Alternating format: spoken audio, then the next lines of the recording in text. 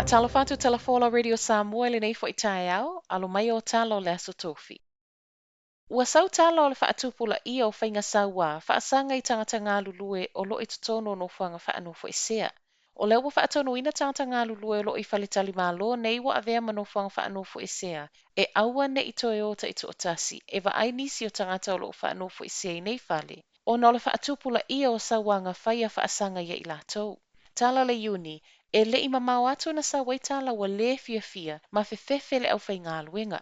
Ma e iei nisi e wala au mai telefoni wha a linga e iei se me mana o ai muli ei sau i tua upu matanga ma whainga tau wha matau.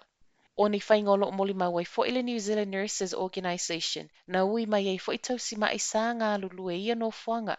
O le aso nafi no fola si atu ai nei sa wanga i le reporti o tu ina atu i le Counters Manukau District Town Board ma o le swinga o iei nei ta tau lava o na o le tangata whai ngā luenga ma avese skola ti mo le pui puinga. Ua toe sauni atu nei le Samoa i Manurewa te tū whaatasi mo le whai o le isi tui pui pui o le COVID le aso. O le masina te aluai na pulupulu lima whaatasi e le Samoa te tū whaatasi ma le community Samoa i Manurewa e whaatu langa le nofuanga tū tonu mo le whai o tui. Ma o le ua toe whai e le aso, ai ua whai e le afiafi. O le a whaatau nui nei Randwick Park i le Manu Tukutuku Community Centre i Manurewa, mai a mata le whai ngō tui pui pui mai le tūlai tōlua nā nei se i o i le valu i le afiafi. O se awa noa le awha a whai ngō fia i mō tangata whai ngā luenga, ma o le a mau a fua fo i le tau mawhtanga le fiafi mo i lātou umai whai o lātou tui, wha apele voucher i whai ele wha atau. Mo i lātou e mo o mia se ta avale o lo mawhaiona piki ma toi mo moli le whale. O le soa mawhaiona wha atau tai e le tutu wha atasi o wha awhia ngaingo e ka le sia Samoa so o wha atasi Manurewa, Pacifica Family Health, Cause Collective, ma le Samoa i Manurewa tutu wha atasi. E ono a vea ka paka i Wellington e, ma no fuanga wha ape o se whale ainga. O le fuanga le o tu uwhaantasia le Council o Wellington e langolango ai le hospitality sector, a o toe tau wha aula pisinisi o na oa a fiango le COVID. O le ata penanga e au fiei lisi whai a fua mō na o sina taimi. Lai sene wha apitoa e ma whai ei o na whai ni sauninga wha apitoa, ma se ia o atu le te talo no fuanga ta alai lai wha ape o ka paka ma awala savali.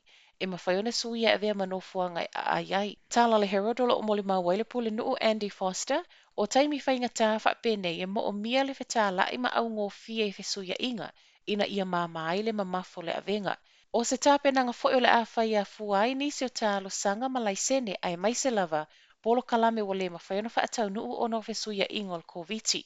Ua whaaftai ai le President o Hospitality New Zealand Jeremy Smith le nei fuanga, ma ua whaamalusi ai fo i pule o whale ainga mapapu e wheso o ta ia nga i le council, mo wheso soani e mawhaiona mau e pisnisi, o lo o whaia nei whaatala noanga i le nei mata upu. Ua maliu le isi case whaamaoni o le COVID na whaanofo e sea ilo na whale. O le pōle aso lua lea na umaile soifua o le tamaitu sa maleono se fulu mo na tupule matua i Glen Eden i Aukilani. Whaamtalaina le soifua maloloina o se maliu e whaafua sei, ma o lo su ele mafua anga. E le iau fia i tutono numero le reporti o le COVID na whailo mai ana nafi le maliu o le atama. O le lona tolua i leo tangata mali liu a o whaanofo e sea i o lātou a inga. Matala whaai o tae au, o le aso lulu le vai aso a sau o le ato e foi umai whana wa onga o lo i lapata inga vaenga tolu, e a o onga i tutono o potu a onga. E na o whanau au kilani ma waikato o leolo o a o onga mai pia i le whale le taimi nei vasenga tasi e o le vasenga se fulu. Mo vasenga i vai le se fulu, o leo le ato e fo i a o onga i le aso ato i tutono o potu a onga. Ai mo a onga tūlanga lua e au fia i vasenga tasi o le vasenga valu. E le aso atoa, ma o loo tatala mai ele malo le sa o le tonga i pūlenga wā o ngai whaavasenga ai, be whaafewhea na tupu. O le tāla sanga le malo ia onga, ia tau mawhai e limiti, be whaatapu la ale whai numero whanau ia onga, ma e mawhai lea ona wa ai i tu e pe o le awha aso. Wha ese aso ia wa ia tu ai whanau ia onga, po le whai a fwoi o ni kulupu. O se whai unga watu umai ai le aso, wha asolo atu i le aso lua o le vai aso fo e whetu una i ai pūlenga wā onga ma mātua.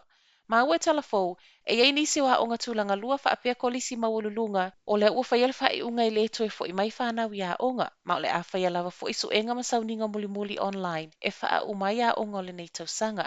O le apea ma le toi tasi le masina, uma le nei tausanga wha lea ua onga. Tala na o le tae au, manuia le nei aso.